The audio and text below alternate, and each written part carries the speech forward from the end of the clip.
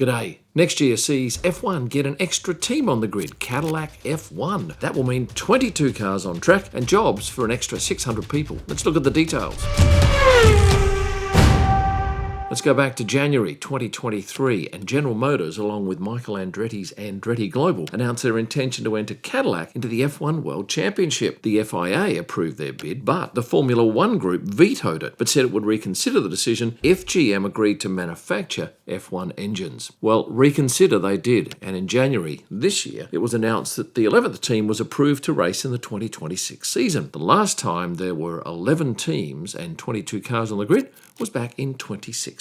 Manor Marussia Racing was that 11th team, and today 9 of the teams remain the same, with Aston Martin having taken over Force India. I've not seen 22 cars start on the grid in my time photographing the sport, but if you go back to 1953, there were 34 cars lined up for the German Grand Prix. Could we get to that number again? No. Recent regulations limit the number of starters to just 26. And the fewest cars to start a race?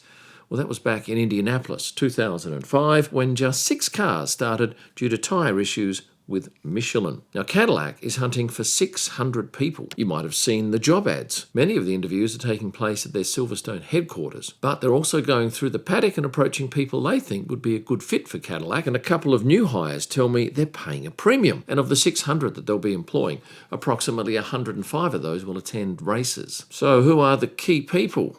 This man, for one, Dan Taurus, he's the CEO of TWG Motorsports. That's the umbrella company that houses Cadillac. He was in Miami earlier this year. I photographed him at the track. At that time, didn't know who he was, but was amazed he had so many security around him. I also photographed him a week later at the IndyCar race in Indianapolis. The team principal is this man, Graham Loudon. I'll come back to him in a little bit. And this man here is team manager Peter Kroller, previously with Haas. But the big question is who will be driving these cars? It's a huge decision, and ideally they'd love to have a talented American, but is there one that really fits the bill? 2 that have been mentioned in the past, Colton Herta and also Pato O'Ward, but I'm not sure that they're in the running. And Alex Palou, although he is leading IndyCar at the moment and has won 3 of the past 4 championships, he's Spanish and has already said why would he want to spend a few years driving for a team that can't win. That's probably going to be the case with Cadillac. So who are the drivers in contention? Sergio Perez's name has been raised a lot. Huge following, comes with lots of money. Felipe Drugovich, yes, talented and young,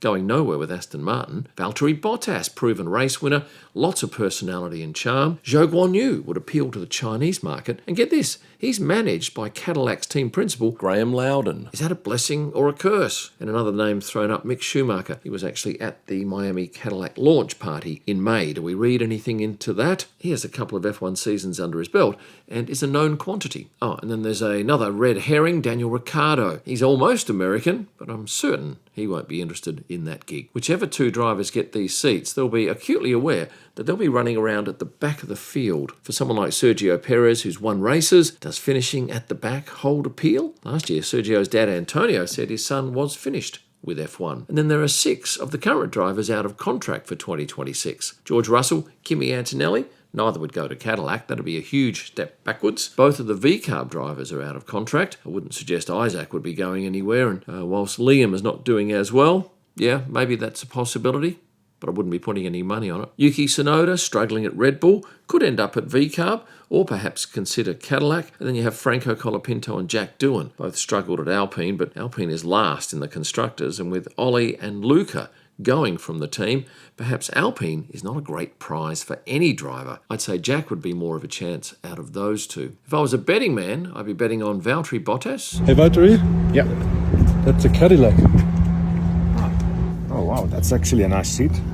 It's a great seat. I wouldn't mind. And there's 2 seats. And they're both free. Oh yeah.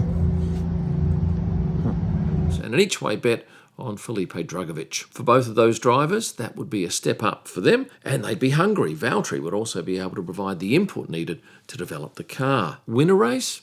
I doubt it very much. Finishing would be a feat. And in terms of Cadillac's goals, I imagine their first one is to get the car on track. The second one would be to focus on reliability and then focus on performance. Cadillac's head office is in the US, but they currently have a number of buildings around Silverstone, not too far from the track and not too far from Aston Martin. One of their big strengths is the might of General Motors behind them. But in 2026, they'll use Ferrari power units and gearbox, just like Haas and Sauber.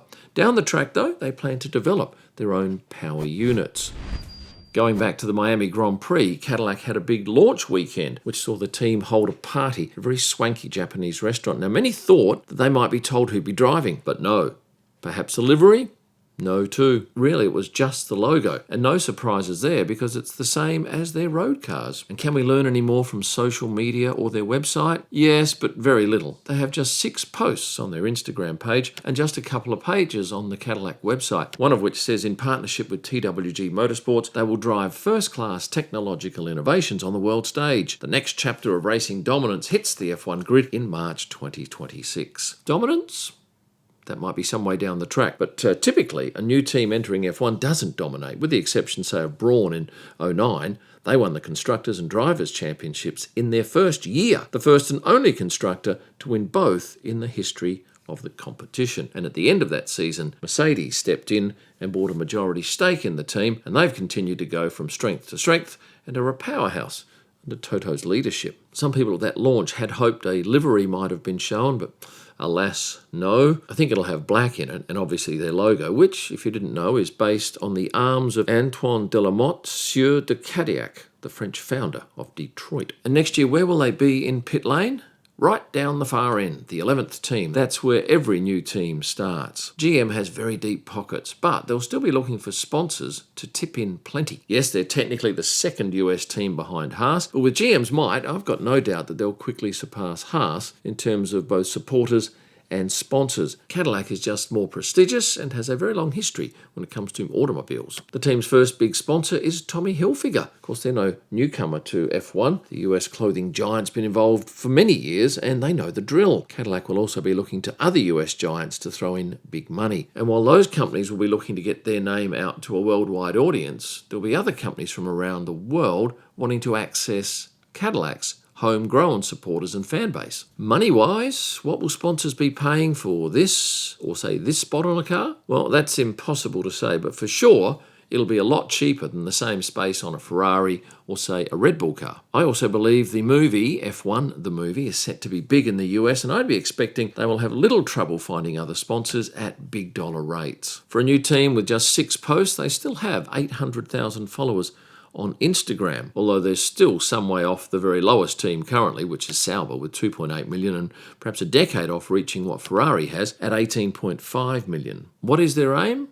Well, I imagine it's to sell road cars through success on track. Certainly that's what the likes of Mercedes, Aston Martin, Alpine and McLaren, as well as Ferrari, do right now. Of course, Red Bull's in it to sell energy drinks, and the other 4, well, they don't have a product of their own. I think Cadillac will draw quite a few celebrities to races as guests, and that's a powerful thing because obviously those celebrities will spread the word about Cadillac through their own social media networks, and it also amplifies the brand in the eyes of their major sponsors. With an 11th team coming into the competition, there will be some major changes, particularly at races, and one would be Monaco, where the paddock itself now is so small that you wouldn't think there's room for another team to put a motorhome in the paddock. So to that end, I wouldn't be surprised if they end up having suites like they have in, say, Suzuka, Singapore or Australia that are identical and temporary, which is great if you're Red Bull because you've got your energy station situated just outside the paddock. It'll be 3 or 4 times the size of one of those hospitality suites and give Red Bull a real advantage when it comes to wowing corporate guests at the Monaco Grand Prix. For sure, the racing will be more interesting because you've got 2 more cars to contend with, and I imagine there'll be another surge in demand for tickets from a new audience wanting to see their team on track. The downside of that is prices are likely to rise. Hotels, flights, tickets, and more. Buckle up, fans. I think we're in for a fascinating 2026 seasons with the regulation change and an 11th team coming to the grid. I, like you, can't wait to find out who their new drivers are going to be, and we'll definitely know by the end of the season, but I kind of think it's more likely September or October. If you were at the Canadian Grand Prix sitting in this stand, I took this high-resolution panorama shot, and you can have it for absolutely no money. To get your digital copy of this, simply go to Instagram, make sure you're following me, and then direct message me with your email address, and I'll send you the link to the high-resolution file. You can do what you want with it, but you'll definitely see yourself in it. One last thing, if you're not subscribed, please hit the subscribe button, or at the very least, like this video. Thanks for watching and stay passionate. Far out.